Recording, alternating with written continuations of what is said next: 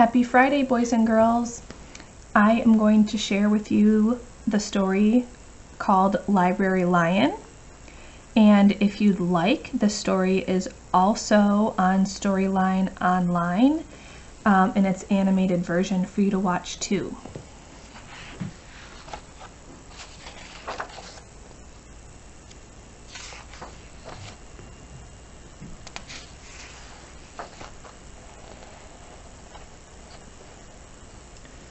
One day, a lion came to the library. He walked right past the circulation desk and up into the stacks.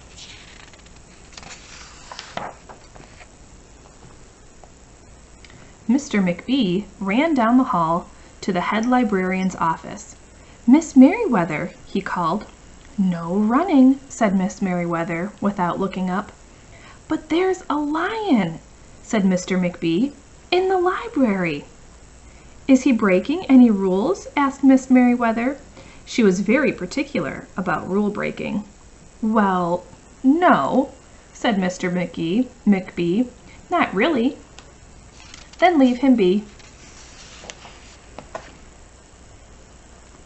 The lion wandered all around the library. He sniffed the card catalog.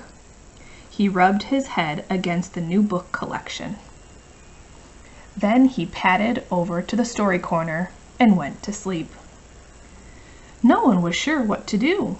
There weren't any rules about lions in the library.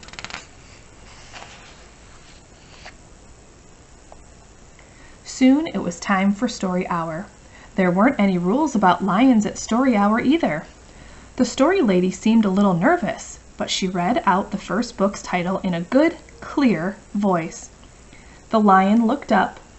The story lady kept reading. The lion stayed for the next story, and the story after that. He waited for another story, but the children began to walk away.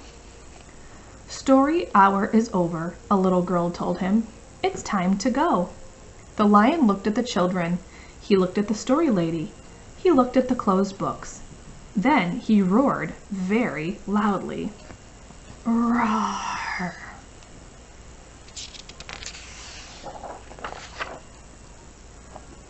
Miss Merriweather came striding out of her office. "Who is making that noise?" she demanded. "It's the lion," said Mr. McBee. Miss Merriweather marched over to the lion.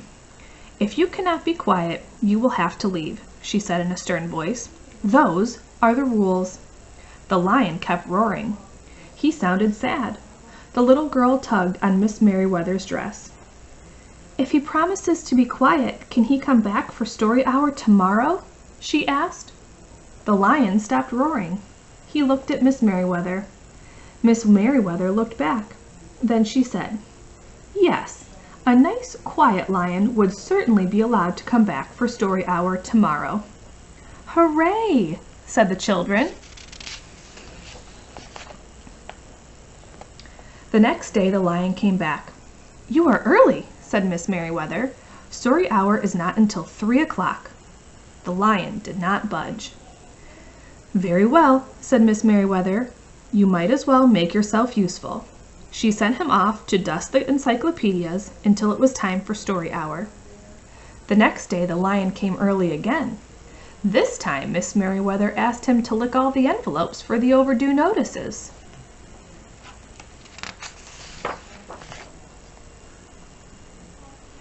Soon the lion began doing things without being asked. He dusted the encyclopedias. He licked the envelopes. He let small children stand on his back to reach books on the highest shelves. Then he curled up in the story corner to wait for story hour to begin.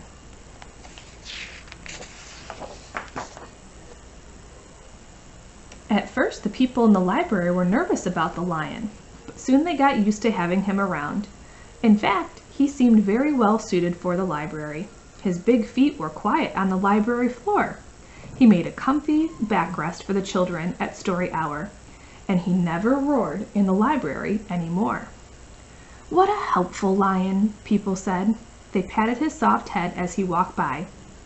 "How did we ever get along without him?" Mr. McBee scowled when he heard that. They had always gotten along fine before. No lions were needed. Lions, he thought, could not understand rules. They did not belong in the library. One day, after he had dusted all the encyclopedias and looked all the envelopes and helped all the small children, the lion padded down the hall to Miss Merriweather's office to see what else there was to do. There was still some time left before story hour. "Hello, Lion," said Miss Merriweather. "I know something you can do. You can bring a book back into the stacks for me. Let me just get it down from the shelf." Miss Merriweather stepped up onto the steep step stool. The book was just out of reach. Miss Merriweather stood on her toes. She stretched out her fingers. "Almost there," she said, and then Miss Merriweather stretched a little too far. "Ouch!" said Miss Merriweather softly. She did not get up. "Mr. McBee," she called after a minute. "Mr. McBee." But Mr. McBee was at the circulation desk. He could not hear her calling. "Lion," said Miss Merriweather, "please go and get Mr. McBee." The lion ran down the hall. "No running," Miss Merriweather called after him. The lion put his big front paws up on the circulation desk and looked at Mr. McBee. "Go away, Lion, Mr. McBee," said Mr. McBee. "I'm busy." The lion whined. He pointed his nose down the hall toward Miss Merriweather's office. Mr. McBee ignored him. Finally, the lion did the only thing he could think of to do. He looked Mr. McBee right in the eye. Then he opened his mouth very wide, and he roared the loudest roar he had ever roared in his life. Roar!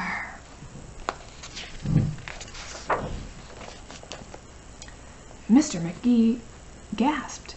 "You're not being quiet," he said to the lion. "You're breaking the rules." Mr. McBee walked down the hall as fast as he could. The lion did not follow him. He had broken the rules. He knew what that meant. He hung his head and walked towards the door. Mr. McBee did not notice. "Miss Merriweather," he called as he walked. "Miss Merriweather, the lion broke the rules. The lion broke the rules." He burst into Miss Merriweather's office. She was not in her chair. "Miss Merriweather?" he asked. "Sometimes," said Miss Merriweather from the floor behind the desk, "there is a good reason to break the rules, even in the library. Now please, go call a doctor. I think I've broken my arm." Mr. McBee ran to call the doctor. "No running," Miss Merriweather called after him. The next day, things were back to normal. Almost. Miss Merriweather's left arm was in a cast. The doctor had told her not to work too hard. "I will have my lion to help me," Miss Merriweather thought. But the lion did not come to the library that morning. At 3 o'clock, Miss Merriweather walked over to the story corner. The story lady was just beginning a story for the children. The lion was not there. People in the library kept looking up from their books and computer screens, hoping they would see a familiar, furry face. But the lion did not come that day. The lion did not come the next day, or the day after that.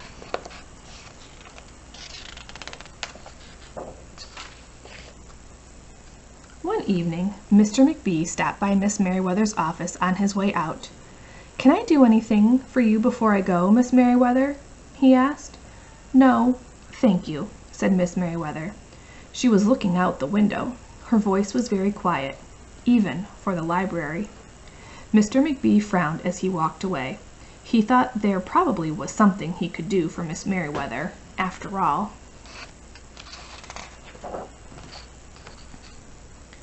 Mr. McBee left the library, but he did not go home. He walked around the neighborhood. He looked under cars. He looked behind bushes. He looked in backyards and trash cans and tree houses.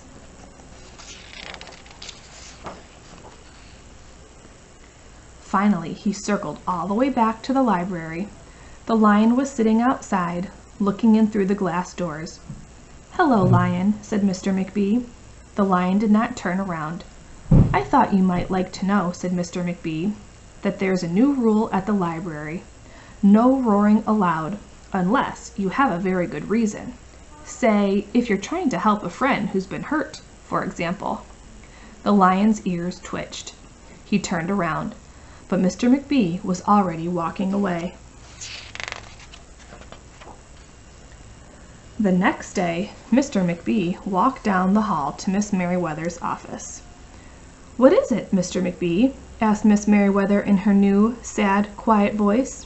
"I thought you might like to know," said Mr. McBee, "that there's a lion in the library." Miss Merriweather jumped up from her chair and ran down the hall. Mr. McBee smiled. "No running," he called after her. Miss Merriweather didn't listen.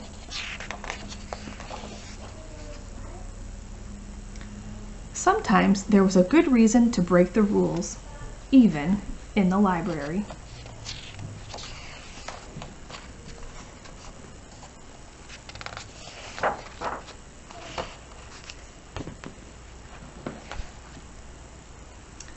I hope you enjoyed that story, boys and girls.